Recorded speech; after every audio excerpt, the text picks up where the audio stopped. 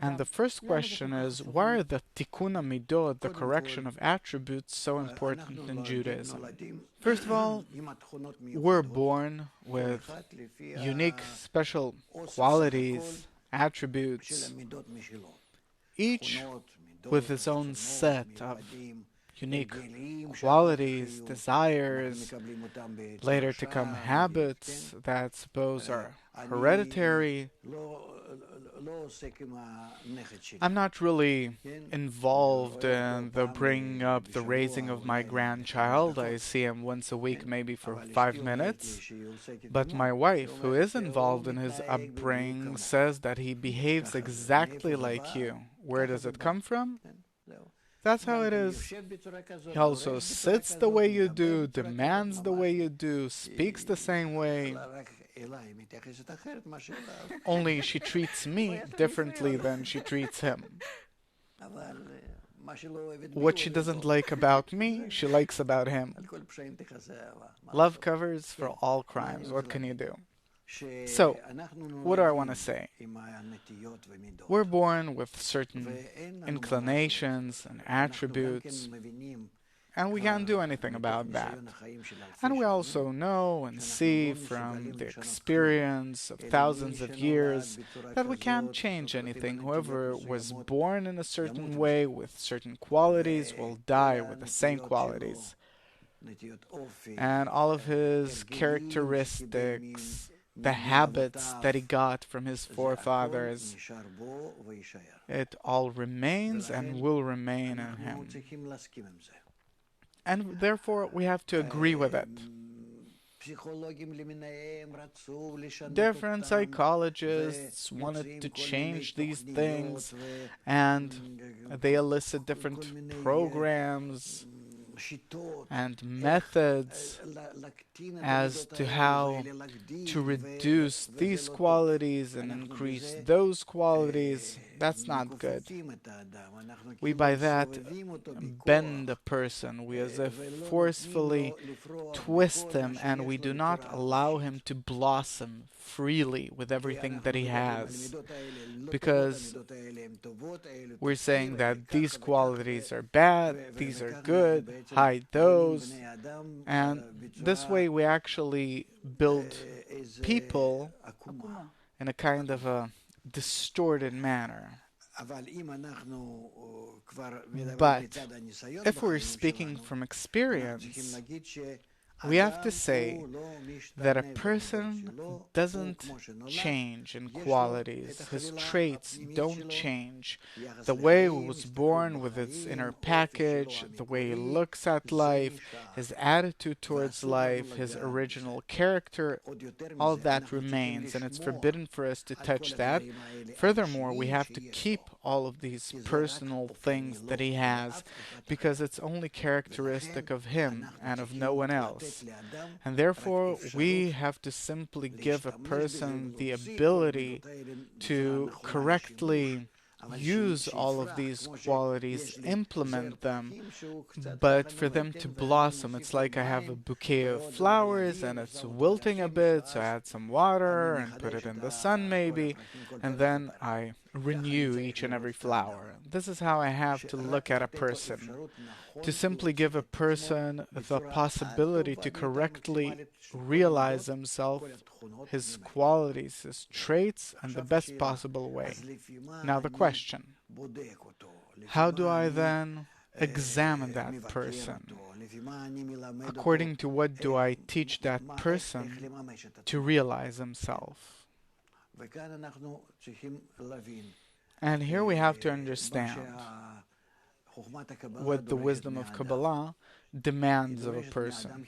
It demands connection of a person. The wisdom of Kabbalah is the internality of the Torah, which turns to a person and says that the general law of the whole of reality, the purpose for which it exists the way it does, and the purpose for which we exist, is in order to achieve love another as thyself. And therefore, I, who was born and am developing, this is how I should have ideally really seen myself? How do I take myself and use all of my qualities for love of others, to open myself towards that as much as possible? And this is something that we have to learn how to do. And here we have a problem to work against our ego. Why should I use all of my qualities and means and everything that I got from nature as a preparation for the benefit of society? So we have to learn that all of us are in one system and we can't escape that. And nonetheless, people are all interdependent and interconnected. And therefore, all in all, when we learn about the general system, we see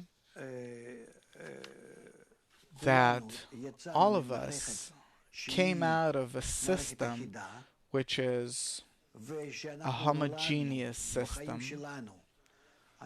And each one of us, when we were born separately, as if we're not interconnected. But we came from a system where all of us were interconnected. And in our world, we're as if not connected with each other. When our ego got between us, an egoistic desire to somehow exploit others in some way, and not to have good relations with others, but to have good relations with myself, and not for the benefit of others, and that is actually our evil inclination. And we have to learn, how do we take all of our attributes, our characteristics, all that we were born with, how do we direct that for the benefit of others, for the right kind of connection between us, in order to return to be in a homogeneous system, so that our relations will be such that we will all feel ourselves as cogwheels in a single system. If so, then what is the definition for the correction of attributes? The correction of attributes then is that I change the usage of each and every attribute, but not the attribute itself. Laziness, suppose. Okay, so I'm lazy. Or I'm rash. So okay, doesn't matter what. The main thing is it for the benefit of others or not? How is the correction of attributes relevant? That's called correction. How is the correction of attributes relevant to our life here and now? Because we see that in terms of the state of affairs. So please, tell me, everything that you're thinking about right now, that you want to tell us about life, that it's like this and like that, is it not a result of using your attributes incorrectly, not for the benefit of others? It's always a result of that. Can you explain that a bit? Yeah. Our life is bad because we don't know. Each of us doesn't know how to use our attributes in a good and correct way towards others. As a society, as individuals, we're investing plenty of energy in order to try and solve our problems. No, we're not solving problems at all. Yeah, but we're trying. We're investing in many methods and ways, and what you're talking about now to improve our relations is something that we didn't even think about, didn't cross our mind. We're not turning to the solving of problems this way, but in many other different ways. A person tries to go to a psychologist in order to correct himself. Countries have advisors, and so on and so forth. We understand that something is corrupted and we're trying to correct it. So A, why don't we see this solution as something possible and we're looking for other kinds of solutions? And why do you think that this is the thing that will give us the real solution? A, none of us can correct themselves. No one can correct his own attributes. They're uncorrectable. The only thing that we can do is change a person's attitude towards other people. That's it. That's the only thing that you can do. You can't do anything differently. Only a person's attitude towards others. Why don't we see it as a solution? We don't see it because in order to change my attitude towards others, this is something that I feel that I don't benefit from it.